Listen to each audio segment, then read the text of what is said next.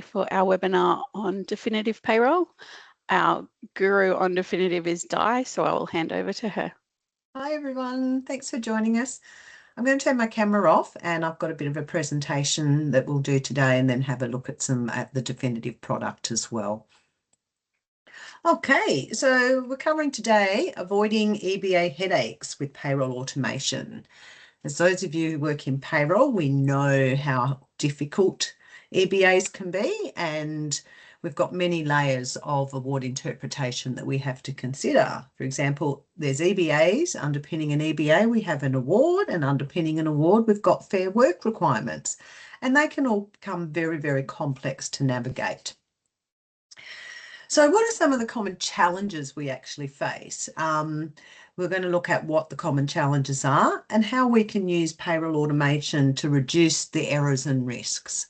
And also we'll look at a bit of a live demonstration of Definitiv so we can have a look how Definitiv can give us some flexibility in managing everything. So where do the actual complexities come from? When you've got EBAs, particularly over and above an award, there's just so many things that come into play. You've got your multiple pay structures and classifications.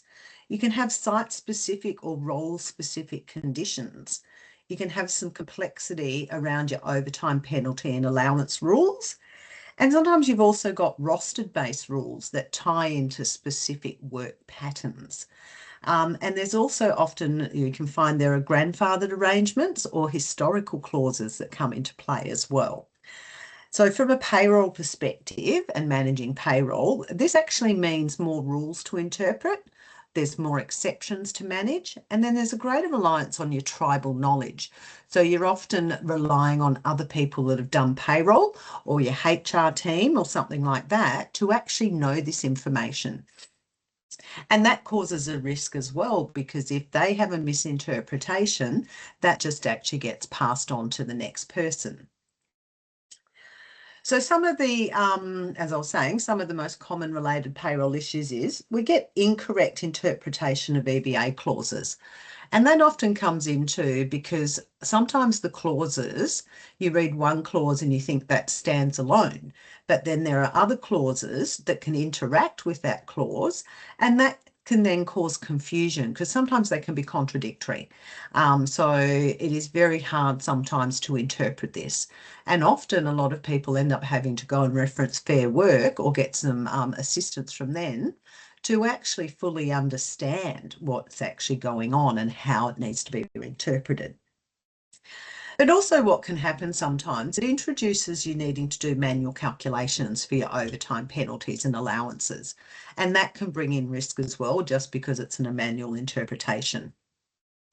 And then we can also get inconsistent application of rules across sites and managers. Again, people have misunderstandings or misinterpretations or haven't read the full award or EBA to fully understand what it says and how to apply it.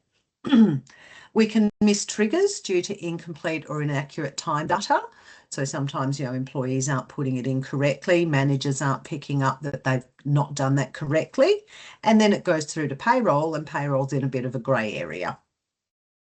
And if you're using spreadsheets, often if you need to do those manual calculations or you use a spreadsheet to do a check of payroll, that becomes a bit of a dependency and relies on one or two key people who may have that knowledge. And often you've got built-in formulas that in the spreadsheets that can be really, really hard to untangle. So all these issues combined, they just don't cause payroll errors. They actually create compliance risk, employee dissatisfaction because they're frustrated they're not getting paid correctly, and often in some cases in really significant underpayment exposure. And if you've all been sort of keeping an eye on what's been going on in the media, Fair Work has really been really clamping down on this. Woolworths got, caught recently with underpayment of staff. I know the West Australian Health Department are going through a huge remediation project. I think Vic Health did as well. A lot of this actually, if you remember, came around from George Columbaris, the chef who was on MasterChef. He got caught underpaying his staff. And that sort of started the whole ball rolling in the industry and with Fair Work to really start looking into this. So it's a really hot topic at the moment.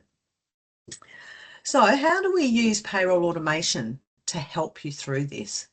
It's not just about faster pay runs. In the context of the EBA, it actually means we can embed the EBA rules directly into the payroll engine. And that will then automate the calculation based on time, role, location, project, and different conditions that you need to apply. And then by having the rules engine, you're actually applying the rules consistently every pay run. And it will also reduce the need for that manual interpretation and overrides because you've built it all in, the system's doing the consistent calculation. So the real goal here is to move people from remembering the rules to the system enforcing the rules.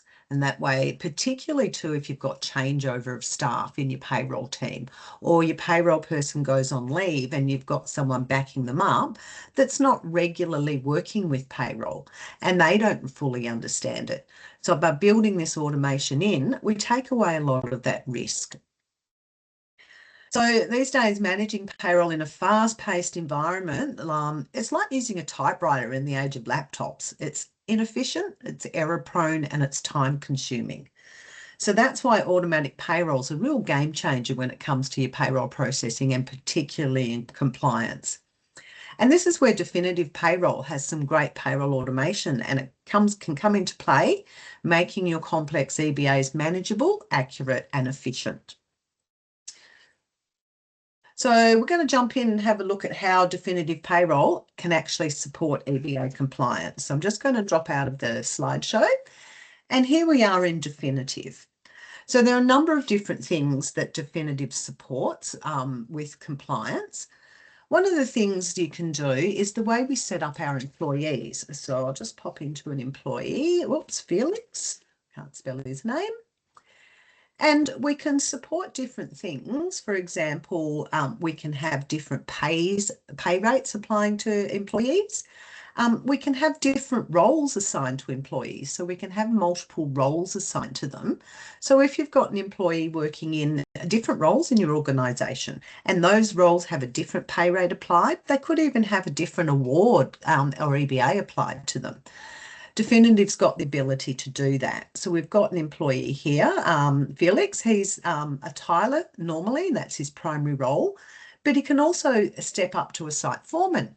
He can also do some additional work, maybe on the weekend, needs a bit more money, and he'll do the site cleaning.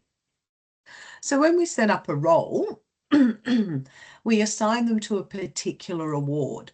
So in this case, we're using the Building Construction Award, but maybe this person has a role they do that's under the Clerks Award or even a salaried. And you can also then apply a different pay rate to them. So perhaps when he's doing site cleaning, he gets paid a different pay rate.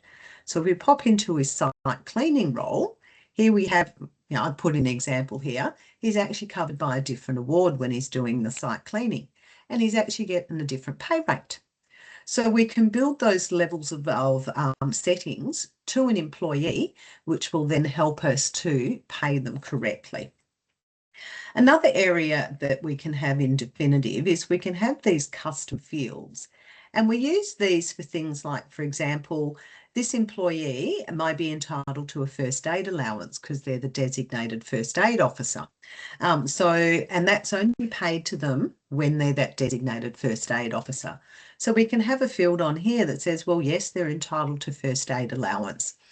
And we've got effective dates on those. So if at any point in time he is no longer the designated first aid officer, we can put in a change to say, no, he's no longer entitled, and the date that he becomes no longer entitled. And the system will then cease calculating that from that date.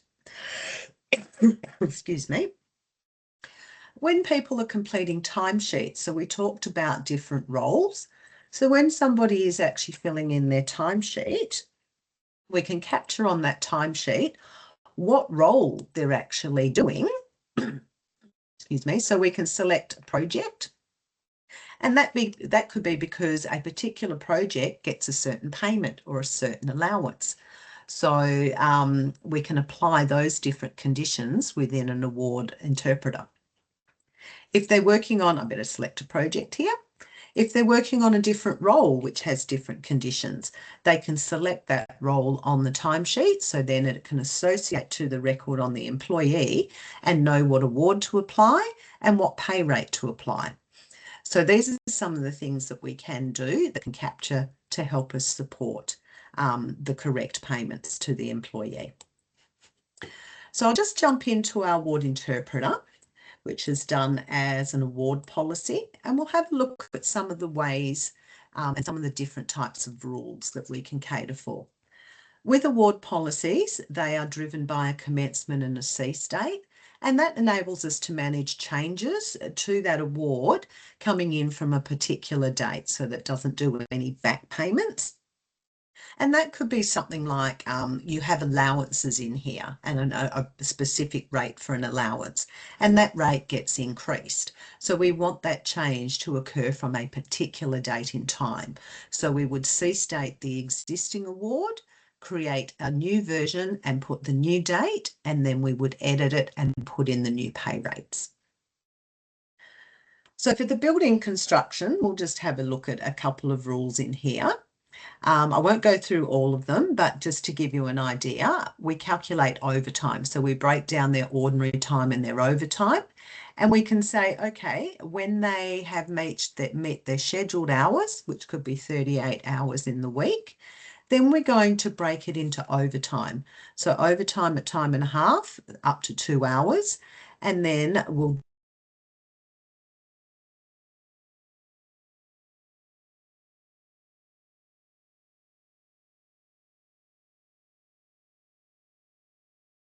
You're on mute, Diane. Oh, so I've been talking being on mute? No, it just happened about Oh, my apologies. My 15 apologies. seconds ago. Sorry. Oh, okay. I'm not sure what happened there. So as I was saying, yeah, we can calculate the overtime based on their scheduled hours per day. If they exceed that, it goes into overtime, first 2 hours at time and a half, then double in this scenario. Or we can also be looking at how much they're getting per week. So if they're exceeding their 38 hours per week, then we know we go into overtime. Again, in this case, first 2 hours at time and a half, then double. And that's applied there for this particular range of full-time employees. We can have a different rule there that applies to part-time employees.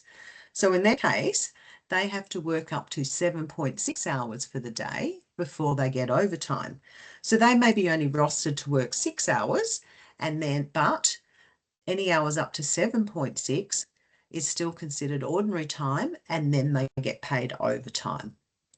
We've got a different rule again for casuals. Casuals have a rule that says, well, they've got to work, they've got to be paid a minimum of 4 hours. So if they've only worked for 2 hours, the system will enforce the minimum time. So again, another rule that can be forgotten quite often. Then we go into paying, on a Saturday, what do we do? So Mondays and Fridays have one rule, Saturdays have a different one. So in this case, on a Saturday, they get overtime at time and a half for the first 2 hours, and then it goes into double. Again, a casual has a different rule because they get the minimum hours. So these are some of the rules that we can set up around determining what is ordinary time and then what goes into overtime. What do we do when they work on a public holiday? So we've got a rule that says when it's a public holiday and they work it, and it's any day, Monday to Sunday on a public holiday, and they're a full-time and a part-timer, we give them a minimum of 4 hours. And then they get a rate of 1.5 because they're already paid for the public holiday. We then, they're entitled to 2.5 times, double and a half for a public holiday. So we top up that public holiday by another 1.5 to give them double time and a half. If they then exceed their public holiday work to ordinary time, we then pay them at overtime rates for double time and a half. We have a different rule for a casual. So when a casual works on a public holiday, they're not normally rostered to work. So they get all hours at overtime rates. So again, we get them a minimum time, but then everything gets paid at a public holiday overtime. We can have rules in here about when they take annual leave. We pay them their annual leave up to their scheduled hours, but we also apply leave loading. So we then add another 17.5% on to their annual leave for leave loading. Another couple of things, allowances. Allowances can be often caught out with everybody. So an industry allowance, they get an industry allowance every time they work up to their ordinary hours. They don't get their industry on overtime, but we have a rule here that says we're going to give them industry allowance of $1.63. So we've put the rate specifically in the award. And that's where if that rate changes, we come into using the commence and cease dates on an award so that we say, okay, from 1 July, the rate will now be this. And they get that rate on their ordinary hours.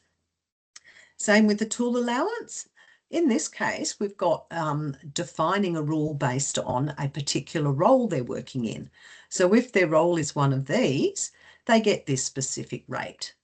We could have then another rule that says if their role is this particular thing, they get a different rate. So again, this is often one that's forgotten. Tool allowance, often just given at one rate. But you can have different rates in your awards and EBAs that relate to different roles that they do. You could also have a specific company rule that says, you know, these particular roles get this rate. So again, we can set up all the different rules. One of the ones I've seen in the building and construction industry is a multi-story allowance. And that when you're building your multi-stories, depending on the level of the multi-story, you get a different rate applied. So we've got here, when a project that equals garden towers, they're currently building above the 16th level, up to the 30th level. So when garden towers hits that level, we will then apply that specific rate. Whereas this project for Bel Air, they're still building up to the 15th level. So they get a different rate. Meal allowances. So we've got here, often the rule is when you've done 1.5 hours of overtime, you're entitled to a meal allowance. So again, we're using a time in period rule where it's greater than your 9.1, so that's your 7.6 plus your 1.5. They will get a meal allowance for that day.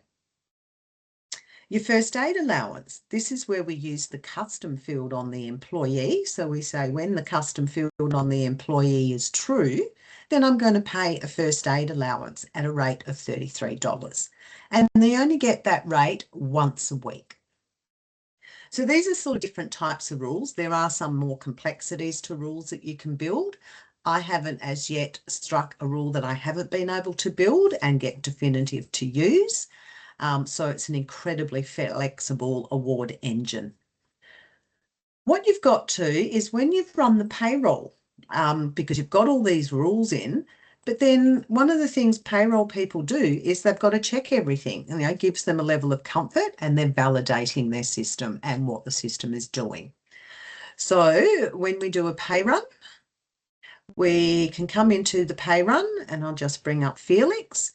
And within the pay run, we can see all the different things that this employee has been paid. System calculates their leave accruals, so we can see the different leave accruals that they accrued. But we come down here and we can see there's some ordinary time. He was entitled to his overtime and it's calculated the number of hours. We can see that he's got his industry allowance paid and his tool allowance and his daily travel. We've got two different ordinary hours here. So we've got this particular ordinary hours and it's been paid at the pay rate of $32.85. We've got an ordinary time down here, but it's been paid at a different rate because he has worked in a different role for those 5 hours of ordinary time. So it's giving him a separate rate. Same when it's doing overtime. So depending on which role he is doing with overtime and what rules are behind it, splits out the overtime at different rates. So you can see those different rates there. So the system has got all these awards and rules built in, and it's applying them to the timesheets for the employees. We can see here, he's got a multi-story allowance because he worked on the Bel Air project, but he also worked on the garden towers. So it's applied the correct rates for those. One of the great things too is when you're seeing your payroll, you've got all of this information here. Again, how do you truly know that it's applied it correctly? And you might want to do a level of checking. In Definitiv, we have a details tab, which will actually break down every single day the employee has worked. You can see the project they're on, and you can actually then see how it is broken down that particular day. So we go to that granular daily level. It also tells us what rule was applied through the award policy. So if we need to do a troubleshoot or we look at that and go, oh, that doesn't look right from what I know, you can go into that award engine, check that rule, and sort of really, so a lot of time it is, right, I missed this. The rule is now validating that I had incorrect information or my understanding was incorrect, and I can see that it's doing it correctly. You can also see in here lots of different information. And if we expand out the costing, we can also see that he was a tiler. He did work on that project. We can see the location, the department, those sorts of things, which helps you drill into making sure those rules are being applied for the correct things, because you might have a rule that's depending on a certain department, not just the project. Within a project, they may have different rules for different departments, because I know EBAs can get incredibly complex. And, you know, HR people work with the management and the employees to come up with these EBAs. There's a lot of negotiating and a lot of giving and taking. So uniqueness does creep into them. So that's level of capability that we've got in Definitiv. So it really, really does help us apply what the rules are and do that consistently. So some of the key takeaways and benefits of automation is it will reduce your payroll errors and your EBA compliance risks. Another key thing you've got to look at is not just EBA compliance risk, is your work health and safety compliance risk. We can put warnings and we can put errors and things in the pay run to alert you if people are exceeding certain things. So you can pick up any type of maybe OSH type of compliance risks.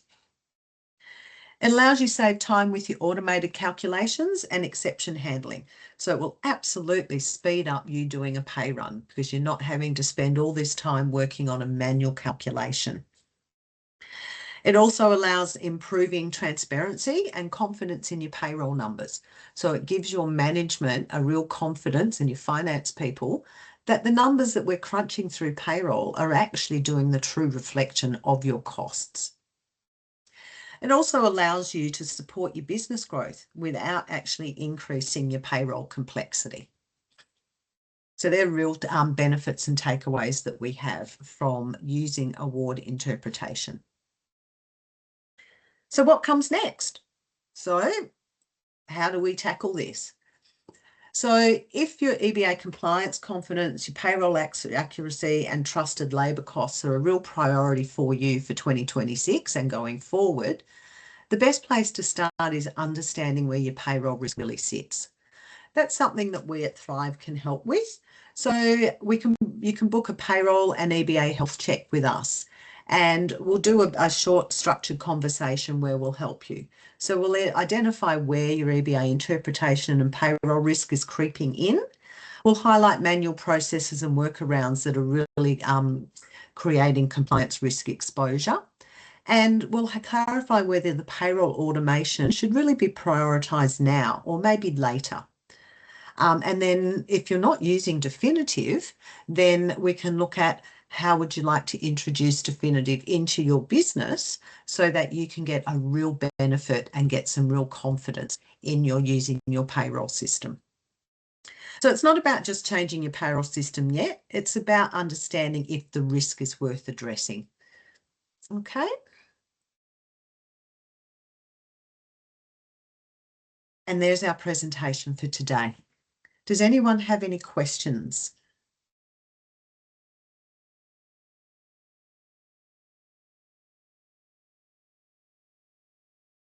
No? Fantastic. That was great. Thank you so much, Di. No problems. Well, thank you everyone for joining us. If you'd like to take a deeper dive into Definitiv or are really interested in having a look at it, please feel free to reach out. We've got a lovely salesperson, Sarah. Sarah's your first port of call. If you're interested, we can get Sarah to reach out to you and we can start a conversation and start delving deeper into Definitiv to see how it'll suit your business.